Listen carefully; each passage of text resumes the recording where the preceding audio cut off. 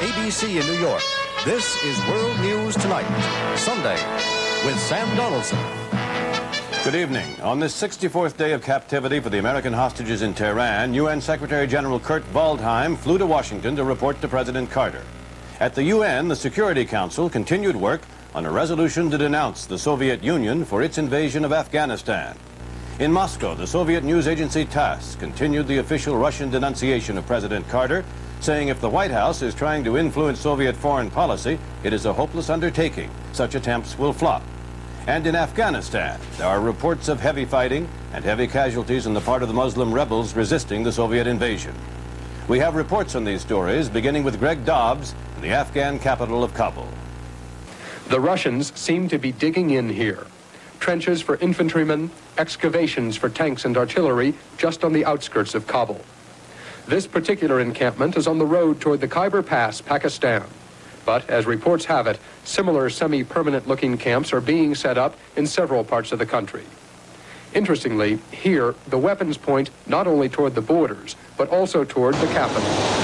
Western diplomatic observers in Kabul say it looks like the Russians are here for the long term. At the U.S. Embassy yesterday, the 100 or so Americans who live here were called in and asked to leave if their work is not essential. Why? Not because of anti-Americanism, but because of strong anti-Soviet sentiment among Afghans and the fear that foreigners like Americans will be attacked, mistaken for Russians. Here on the streets in the capital, the recent movement away of Russian troops and tanks has given the appearance again of business as usual. And yet, according to several Western diplomatic observers, at least 10 Russian soldiers have been killed by angry citizens on the streets. Some have been stabbed, some stoned. And now, from the capital, the others seem almost to have disappeared. But this business-as-usual look is obviously misleading. For Kabul only looks empty because the Russian military has moved out in several directions toward the mountains. The struggle in this country continues. It's just spreading out. Greg Dobbs, ABC News, Kabul, Afghanistan. This is Barry Dunsmore. As was to be expected, a war of words is now underway between Moscow and Washington. Deputy Secretary of State Warren Christopher was one of several administration spokesmen today who strongly attacked the Soviets for their actions in Afghanistan. And he warned that the tough American reaction was not simply a passing fancy. One of the lessons coming out of the Czechoslovakia crisis is that the response needs to be determined and of considerable duration. I would not think our reaction will be a brief one this time. I don't expect to go back to business as usual with the Soviet Union for some time to come. Christopher also confirmed today that the U.S. is seriously considering a permanent military presence in the Middle East. The level of rhetoric coming from both sides is worthy of the Cold War. However, it should be noted that, so far at least, for all the nasty things they're saying, no one is actually making any threats or ultimatums. So things are still under control. Barry Dunsmore, ABC News, the State Department. We'll have more on the fallout from Afghanistan, the events in Iran, and Secretary General Waldheim's meeting with President Carter in a moment. I just got it. It's a new Chevy Chevette. The lowest price four-door hatchback built in America, with lots of standard features and great mileage. You don't need a foreign car to get all that. And right now, they're building more small Chevys than ever. So it was easy to get what I wanted. A lot of car for the money. Yep, Chevy Chevette's got it. Hi, Mom. Now we've got it. Chevy's got it. Just come and get it. Get a brand new Chevrolet. What do you take for a headache? Anacin, but not at night. Bayer aspirin, but not at night. Tylenol, but not at night. What did you take at night? Excedrin PM. Excedrin PM. Excedrin PM. Many people who use different pain relievers during the day have chosen Excedrin PM at night. Now it has a new formula. Excedrin PM relieves your headache and gives extra help to relax and sleep. So whatever you take during the day, at night, try the nighttime pain reliever. Excedrin PM. The American hostages being held in Tehran today began their 10th week in captivity. There is nothing new to report about their possible release. And that seems to have been the bleak message UN Secretary General Kurt Waldheim gave President Carter today in Washington. More from White House correspondent Bettina Gregory. Back he came from Camp David for more crisis management, this time to get a first-hand report from UN Secretary General Kurt Waldheim. Since the Ayatollah refused to see him, Waldheim's mission is generally perceived a failure. But he came to the Oval Office with UN Ambassador Donald McHenry to report his impressions to the President, Secretary of State Vance, and National Security Advisor Brzezinski. But what Waldheim told the President may have been foreshadowed on ABC's Issues and Answers when he said there was no hope the hostages will be released soon. For the time being, I do not expect that they will be released. No doubt about this. We should not have any illusion. I wish I could tell you, yes, in the next future that will What's happen. the time being? It won't. Weeks, but months, don't forget, weeks anyway, months, maybe, I don't know. Waldheim raised the idea of a package deal for the release of the hostages in exchange for a UN investigation of the Shah. The U.S. is opposed to any investigation as long as the hostages are being held. It also stands to reason that Waldheim discussed Afghanistan with the President, since he himself described the situation there earlier today as one of the most dangerous in years. It is always so if great powers or superpowers, if you call it that way, get involved in a sort of direct confrontation. And this is exactly what we are witnessing now. So we should have no illusion that we are facing a very serious, dangerous situation. The President said the U.S. will not delay in seeking sanctions against Iran at the UN. And the U.S. is also hoping the UN will take a tough stance against the Russian invasion of Afghanistan. Bettina Gregory, ABC News, the White House. Today, the UN Security Council did continue working on Afghanistan, with more countries, including the United States, getting their chance to speak out against the Soviet invasion. Lou Ciaffi reports. The United States spoke first at today's meeting, and Ambassador Donald McHenry calmly but forcefully denounced what he called the Soviet Union's blatant aggression. A member state of this world organization has been invaded by massive contingents of troops from another state. Its government has been overthrown, its leaders have been killed, its people have been silenced, its territory has been occupied. Mr. McHenry noted that the Soviet Union did say that it will eventually withdraw its forces from Afghanistan. We urge them to do so immediately and to allow the people of Afghanistan to conduct their own affairs. Only the communist world defended the Soviet position that this is simply a matter of mutual defense between Moscow and Afghanistan. A resolution will be submitted today, but no vote until tomorrow, and even then, there will almost certainly be a Soviet veto. After that, the matter may have to be taken to the General Assembly. This is Lou Ciaffi, ABC News at the United Nations. Egypt today ordered a reduction in the size of the Soviet embassy staff in Cairo. An Egyptian official said President Sadat is considering breaking diplomatic relations with Moscow over its Afghan invasion. Meanwhile, Israeli television reported that the United States is already beginning to take over an Egyptian airbase. The State Department denied that the U.S. now has an airbase in Egypt, but there is no denial that the matter is under study. And from the other side of the Mideast arc of crisis, there is every affirmation that the United States is seeking stronger ties, if not bases, with a country that can help block Soviet expansionism, China. John McWethy reports on Secretary of Defense Brown's visit to Peking. First, it was small talk over an elegant Chinese feast in the Hall of the People. But the talk turned serious after dinner with the formal toast. Defense Minister Xu charged that Soviet aggression in Afghanistan is a clear threat to the security of every country in the world. Then it was Brown's turn, and he also focused on Afghanistan. The Soviet Union has overthrown a friendly government, one with which it has a peace and friendship treaty. It has expressed its friendship by having the president of that government and his family executed. Then, in what may be the most important position he will outline while in China, Brown warned the Soviets, without specifically naming them, that if they threaten the shared interests of the United States and China, we can respond with complementary actions in the field of defense as well as diplomacy. Despite the tough talk, both these men realize that it will take more than banquet toast to deal with Russia. Tomorrow, in private meetings for the first time, they will find out just how far each other's countries will go to back up their words. John McWethy, ABC News, Peking. The Afghan situation produced a violent embassy takeover today in, of all countries, Iran. Afghan exiles living in Tehran stormed the Afghanistan embassy building there, using stones as their only weapons, but after some scuffling, overpowering the 2 police guards on duty. The exiles rifled the embassy files and held 13 people hostage for about 5 hours. And after reading a statement denouncing the Soviet Union, the exiles were talked into leaving by Iranian authorities. The incident a sharp contrast to the continuing situation at the American embassy, where no authority seems to have any impact on those holding the American hostages, and where again today, the followers of the Ayatollah Khomeini demonstrated in the streets against the United States. But elsewhere in Iran, Khomeini's domestic enemies kept up their pressure on him. We have a report from Bob Dyke. Although for the 2nd day in a row, we have experienced technical difficulties in relaying such sensitive material from Iran.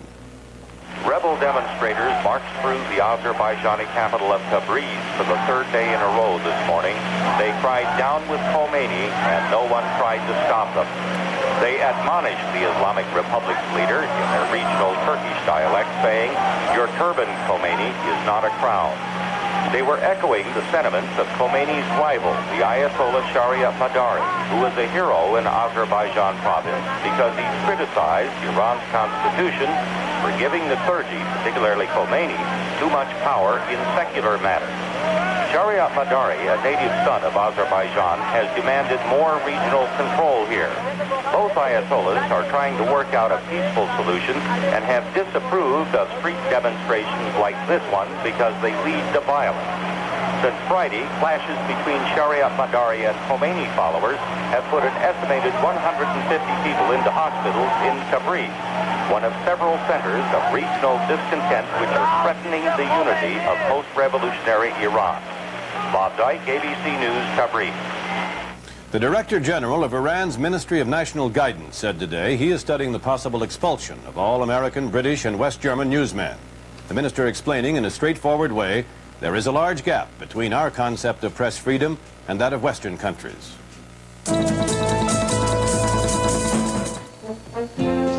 Don't wait for someday. Geritol is for now. I used to think I was too young for Geritol, but not anymore. I want to get as much out of life as I can. Don't you? So one thing I do to take care of myself is I take a Geritol tablet every morning to be sure I'm getting enough iron and vitamins. Geritol, America's #1 iron and vitamin supplement with more than double the iron of any ordinary supplement. Don't wait for someday. Geritol is for now. Geritol every day. There are only 2 turbocharged diesel engines in America, the Mercedes 300 SD and now the International Scout Turbo D. Both are turbocharged for extra power. Both give diesel economy, but the Mercedes diesel engine is warranted for just 20,000 miles. The more affordable Scout diesel is warranted for 100,000. Fight back against rising gas costs with Scout Turbo Diesel. Anything less is just a car. For your nearest dealer, dial 800-IH-SCOUT. How do you spell relief? When I get acid indigestion, I spell relief R-O-L-A-I-D-S. Rolaids spells relief. Clinical tests prove with Rolaids you get relief Tums can't beat. That's right, relief Tums can't beat. In fact, relief no other leading antacid can beat.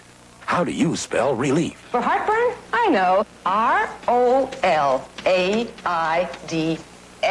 Relief no other leading antacid can beat. You need the breath deodorant. Me? I need a what deodorant? The breath deodorant. Clorette's. Breath deodorant? Sounds strong. That's right. Clorette's with Actazol is strong to deodorize mouth odors. It helps your mouth's own freshening power eliminate bad breath. Of course, it costs a little more. But for really fresh breath, it's worth it. Clorette's, the breath deodorant. There were no big winners in last night's Republican presidential candidates debate in Iowa, but all who participated tried to see to it that there was one big loser, President Carter and his foreign policy. More on that from Charles Gibson. The debate was, after all, in Iowa, so almost all of the candidates who came were quick to criticize Mr. Carter's grain embargo against the Russians. He devastated the American farmer. He made the farmer the scapegoat for past failures in foreign policy. Didn't hurt the Russians a bit. He took a poke at the Russian bear and knocked out the American farmer. I think we almost always starve the wrong people. I doubt that we will ever even inconvenience the leaders of the Soviet Union and the Kremlin. I think that the only people who will be severely injured will be the American agricultural community. The Republicans are still holding their fire on Mr. Carter's handling of the Iranian crisis, but in strong language they agreed it was the result of a failed foreign policy. Our people are hostage because we've shown weakness and appeasement over the many months and over the last several years. The man who would not come to debate was foremost in the minds of those who did. Ronald Reagan turned down the invitation to participate because debates among Republicans, he said, are divisive. So the 6 in attendance went out of their way to prove him wrong. But if we keep our discussion to issues, how can anyone have any hard feelings? They were all nice to each other. Fraternity prevailed. The only jabs were at Reagan and Carter. I once called Carter Chicken Fried McGovern, and I take that back because I've come to respect McGovern. And indeed, the audience, cautioned against applause, clapped anyway when John Connally said Reagan ought to be in Iowa debating the issues. The winner? There never really is one from such a session, but the candidates agreed, perhaps hopefully, that Reagan hurt himself by staying away. It was not a plus his not being here. He was conspicuous by his absence. I'm not going to predict for you a winner of this debate, but I think Reagan was the clear loser. Charles Gibson, ABC News, Des Moines. This is James Wooten.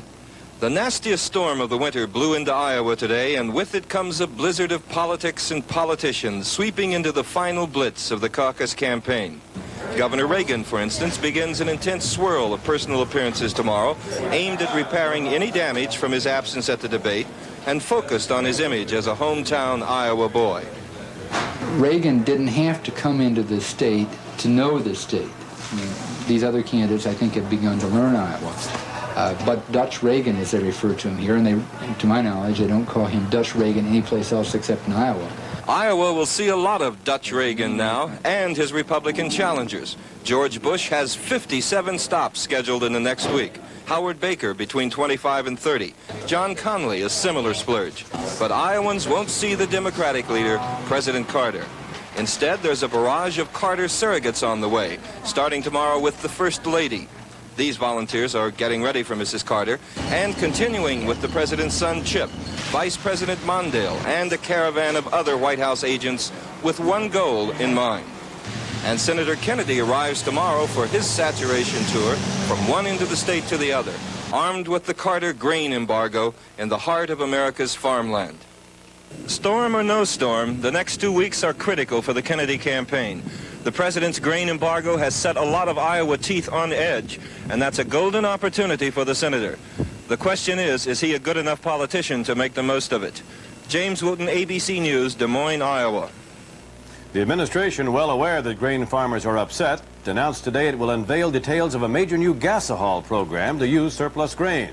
According to top officials, some of the grain being withheld from the Soviet Union will be used to produce 500 million gallons of fuel this year to help meet U.S. energy needs. Pete, have I got a plant for you? But it's all dried out. Like the pork chops you sold me yesterday. Bet you fried them. You should use shake and bake coating mix. A fried chop can be dry, but try shake and bake. The golden coating seals in the juices so it's moist and tender, not tough. Those chops were terrific. Thanks, Pete. Thanks, shake and bake, for pork chops that are tender, not tough. Try barbecue style, too. Anne, I love this clock. Why so nervous? Sorry. The doctor says caffeine makes me tense. Well, don't you drink Sanka brand decaffeinated coffee?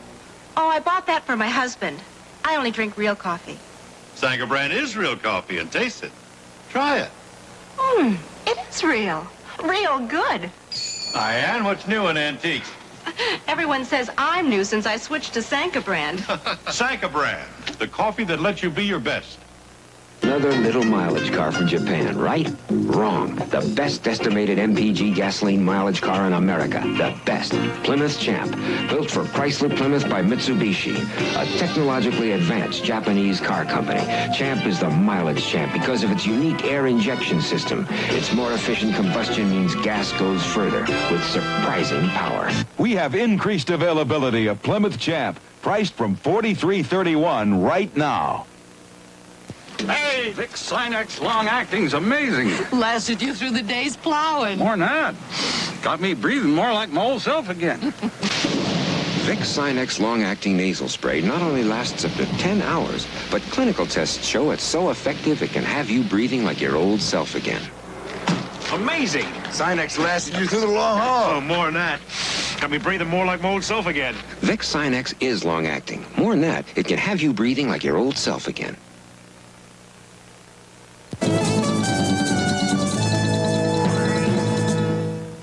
The Pittsburgh Steelers, who won the Super Bowl last year, will try to do it again this year. Today they beat the Houston Oilers to get into the NFL premier event. And Dan Lovett has the details. Dan? You know what, Sam? The Steelers are beginning to dominate the NFL like FDR did the presidency. Pittsburgh won another term to the Super Bowl this day. That is their 4th trip in the last 6 years. And they have yet to lose the big one. The Steelers took a 17-10 lead at the half when Terry Bradshaw put this one up. John Stallworth, crossing the back of the end zone, brought it down. Then the touchdown that wasn't. The Oilers' Mike Renfro. Watch on the reception here. The TD that would have tied the game. Bum Phillips, irate, the coach of the Oilers. The slow-mo replay shows that Renfro had both feet in the end zone, and the catch officials said no touchdown, that Renfro did not have total possession of the ball. It mattered not. When Rocky Bleier busted in late the 4th period, the Steelers had a 27-13 win, another AFC championship, which of course provides a ticket to the Super Bowl. The Los Angeles Rams and the Tampa Bay Buccaneers are playing for the NFC Championship today to see who will gain the other ticket to this year's Super matchup, which is set for 2 weeks from today, the Rose Bowl, Pasadena. At the half, it is Los Angeles leading 6-0 over Tampa Bay. Saudi Arabia has decided today to boycott the Summer Olympics in Moscow to protest Soviet military actions in Afghanistan. In his speech Friday night, President Carter suggested the U.S. might pull out for the same reasons. We have more on that now from Ann Garrels. Moscow, last summer. The Spartakiad, a rehearsal for the 1980 Olympics. Tens of thousands of Russian fans squeezed into Lenin Stadium for a preview of what Moscow says will be the best Olympics ever. But the recent Soviet invasion of Afghanistan has thrown all of this into doubt. The Soviet Union must realize that its continued aggressive actions will endanger both the participation of athletes and the travel to Moscow by spectators who would normally wish to attend the Olympic Games. So far, Carter has received little support from the sporting world. For American athletes like these, a boycott would mean the end of a long-awaited dream. If they were to cancel the Olympics, then, that would really disappoint me. Olympic officials looking out for the future of the amateur games also oppose the mixing of politics and sports. Athletes, they insist, should not be used as political pawns. And Soviet athletes at this swim meet in Texas believe the Moscow Games will go on as planned. I hope that the American athletes will participate in Moscow. I am sure they will. And the Soviets aren't expected to do anything at the Winter Olympics next month at Lake Placid, which would fuel a Western walkout from their Olympic Games in Moscow. Ann Garrels, ABC News. Kentucky Derby winner's spectacular bid raced for the first time ever on the West Coast yesterday. His debut as a 4-year-old at Santa Anita was spectacular.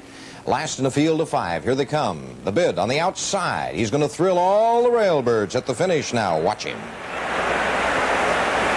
They come to the 16th pole. Spectacular bid drawing away to lead by 3. Spectacular bid in front.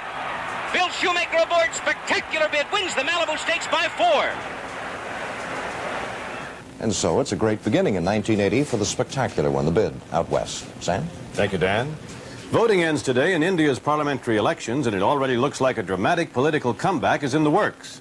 Former Prime Minister Indira Gandhi, who stumped the country tirelessly, has a commanding lead in the early returns. If that trend continues, she could return to power as ruler of the world's most populous democracy, a stunning reversal of her defeat and disgrace just 3 years ago. At least 10 people were killed and 40 seriously wounded today as fighting spread to a second Cambodian refugee camp along the Thai-Cambodian border. Fighting Friday at another camp forced 200,000 refugees to abandon it. The clashes are reportedly triggered by rival Khmer liberation movements seeking to control Cambodian refugees. Excuse me, what did you have for dinner? Underdone chicken and an overdrawn bank account. And then? Indigestion. Indigestion, Pepto-Bismol. And what did you have for dinner? A little of this, a little of that, and a lot of in-laws. And then? Indigestion. Indigestion, Pepto-Bismol. It coats, soothes, relieves. A Toyota feeling. We don't try to be first, just best. The new front-wheel drive Toyota, the Corolla Tercel 3-door. It's not the first front-wheel drive, but it may be the best. The Tercel gets Toyota's highest mileage. No other front-wheel drive has more front legroom, and it's Toyota's lowest priced liftback, the Corolla Tercel.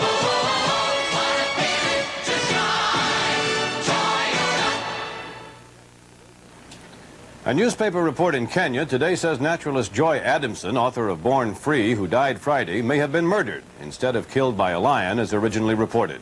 Police are investigating. The haunting songs of the humpback whale have fascinated and puzzled scientists for years. No one knows exactly why they sing or what it means. But at a scientific forum in San Francisco this past week, zoologists discussed some possible answers. Science editor Jules Bergman reports. Recorded with underwater microphones, these are whale songs, long a mystery. New data at this science meeting says that only the male sings, and often does it staying in one place so the female can locate him.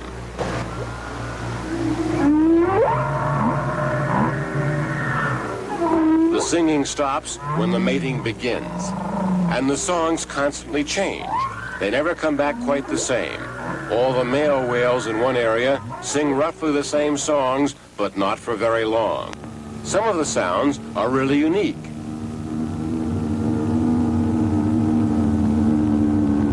This one sounds like an outboard motor, and some scientists feel it may have been copied by the whales from boat engines.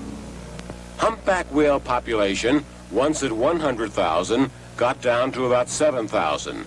But is now thought to be increasing with protective laws.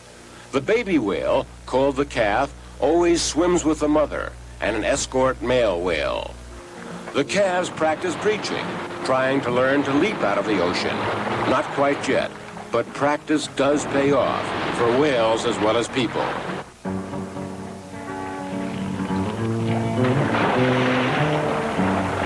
Jules Bergman, ABC News, San Francisco. Thank you, Jules. That's our report tonight. I'm Sam Donaldson. For all of us here at ABC News, good night. News Tonight, Sunday, a presentation of ABC News. Sunday, he's back. I run a football team. What football team? My football team. Burt Reynolds, a hard-loving, fast-moving con. Just keep sticking it to him. The longest yard at a special time, 8 o'clock. Speak Out, a statement of personal opinion. Hello, my name is Lamar E.